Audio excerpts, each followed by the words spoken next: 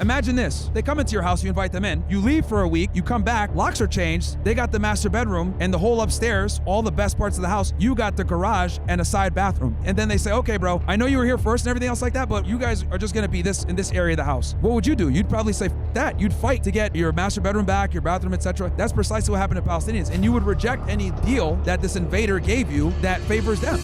I would like to know what your thoughts are on the Gaza war as it's hopefully come to an end, and looking forward at the situation.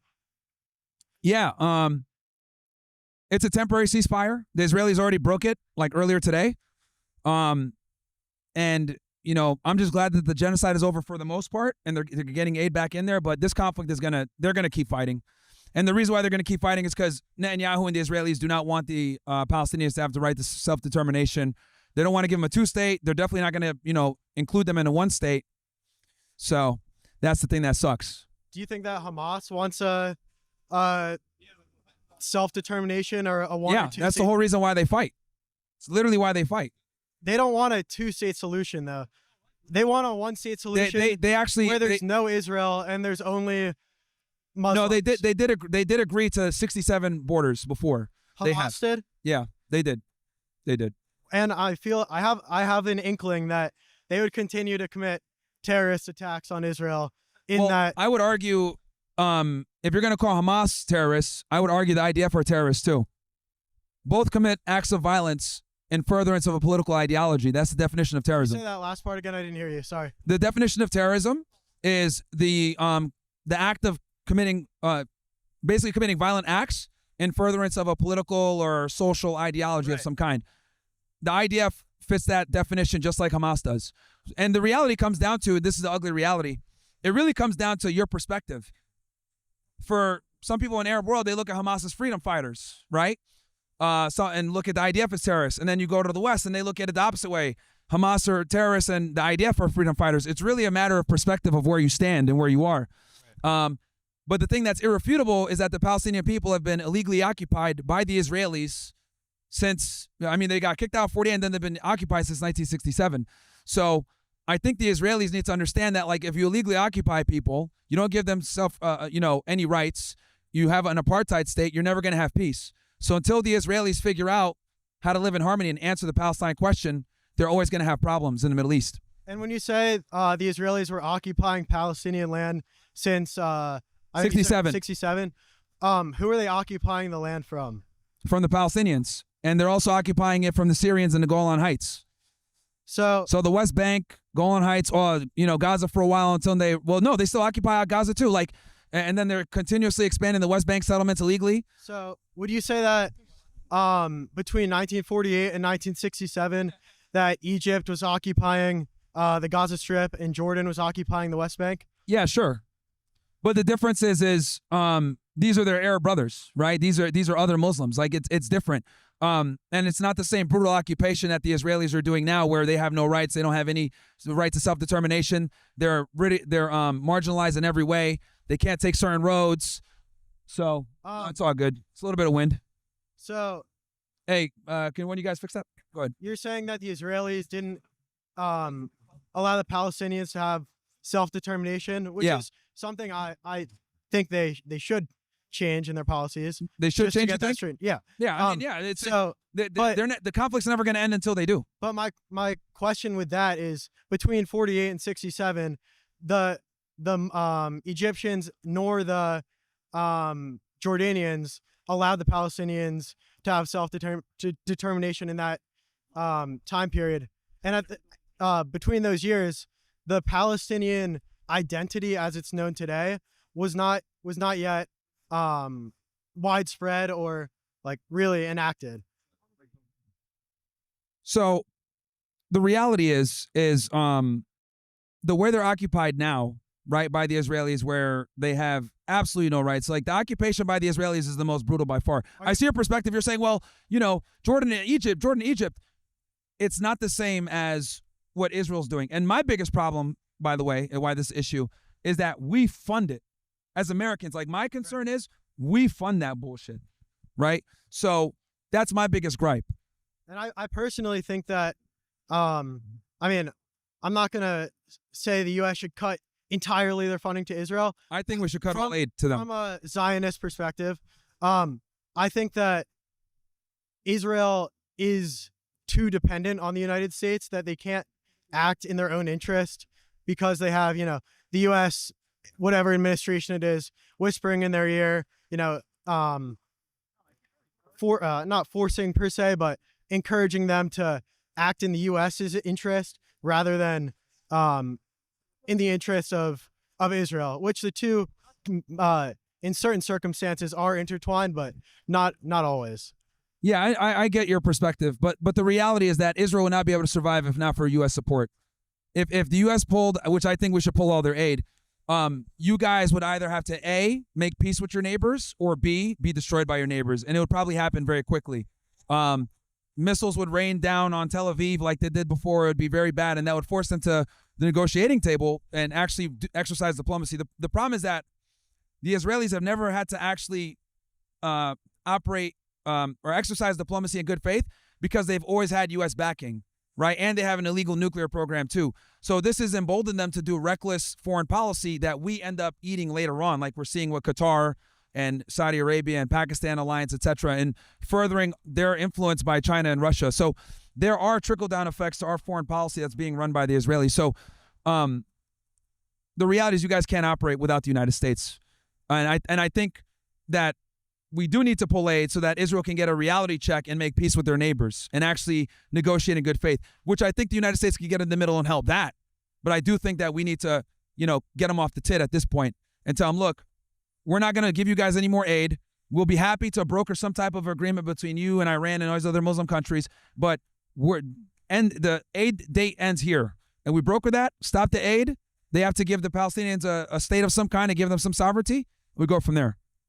In the past, they have several different times given the opportunity. Every single plan that they gave was bullshit. So 1937 Peel Commission, they never negotiated in good faith. Ben Gurion admitted to his son in his memoirs that the goal was to always expand Israel. 1947 partition plan, only about 1/3 of the population was Israeli. They only owned about 6% of the land that they legally purchased, and they wanted all the farmland. They wanted 56% of the population while only being 1/3 of the population. Makes no sense.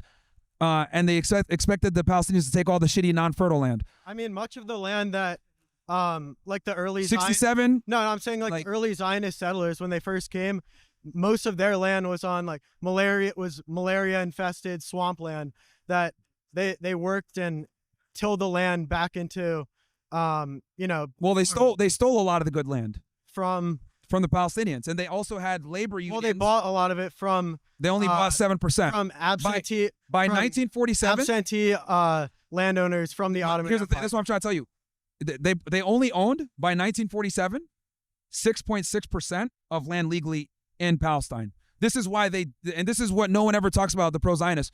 The reason why the Palestinians rejected that plan in 1947, the partition plan, is because they only owned 7% of the land, but they wanted 56% of the land, and they were less than 1/3 of the population. So imagine this. Someone breaks into your house after you let them in. Actually, no, they come into your house, you invite them in. You leave for a week, you come back, locks are changed, they got the master bedroom and the whole upstairs, all the best parts of the house. You got the garage and a side bathroom. And then they say, okay, bro, I know you were here first and everything else like that, but you guys are just gonna be in this area of the house. What would you do? You'd probably say, fuck that. You'd fight to get your main bedroom, your master bedroom back, your bathroom, etc. That's precisely what happened to Palestinians. And you would reject any deal that this invader gave you that favors them. You would reject it because you're like, what the fuck? Like, this is bullshit.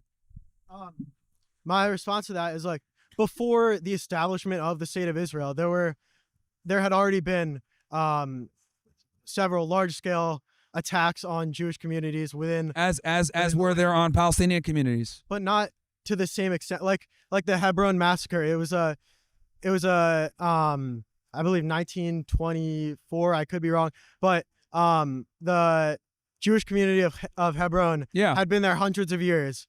And then the Grand Mufti of Jerusalem at the time, Haj Amin al-Husseini, who later conspired with the Nazis during World War II, was one of the largest, or had one of the largest payrolls. And here's the thing: you're right. There were battles at different villages, everything else like that. But the reality is, the Palestinians were there first in modern society.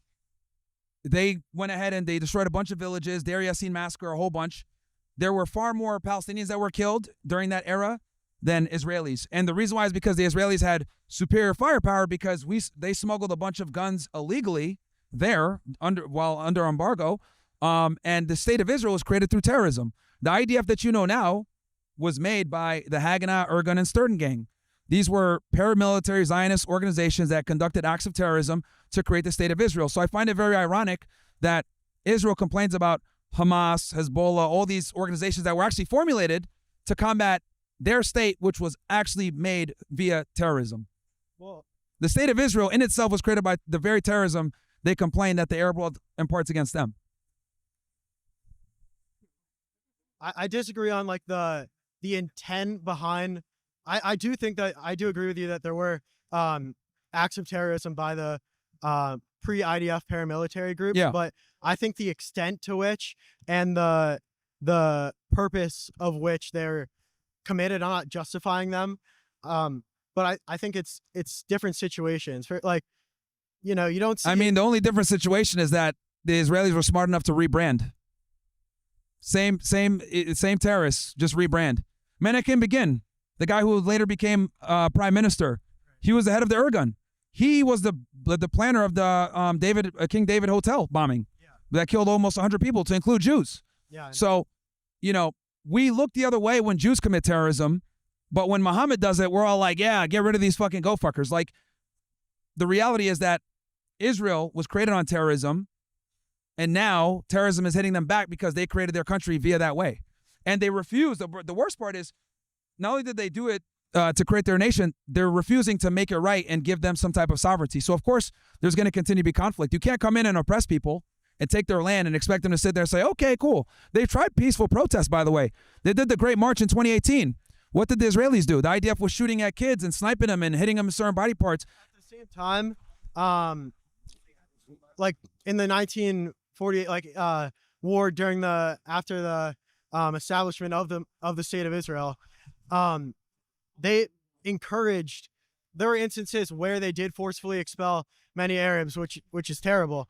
But at the same time, in the Declaration of Independence, they encouraged their Arab neighbors who were living amongst them to stay, and the neighboring Arab No, nations, really, they expelled them. That's what the Nakba is. Like, they literally got expelled. the term Nakba. That's why the Nakba catastrophe. was originally created to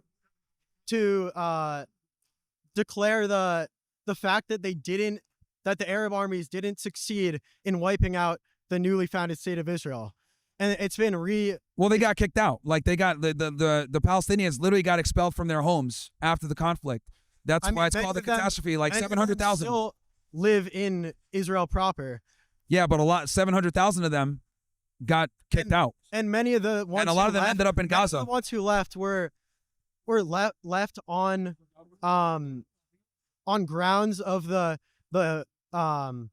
invading Arab armies that said, leave, we're going to go drive the Jews into the sea, and then after we finish the war and all the Jews are gone, you guys can come back and live happily without any Jews in the land. They got expelled, man. They literally got expelled. Certainly many of them right, did. and then they didn't. That's why they thought they would be able to come back. That's why a lot of them took their keys, but that was all a lie. They got expelled. Guys,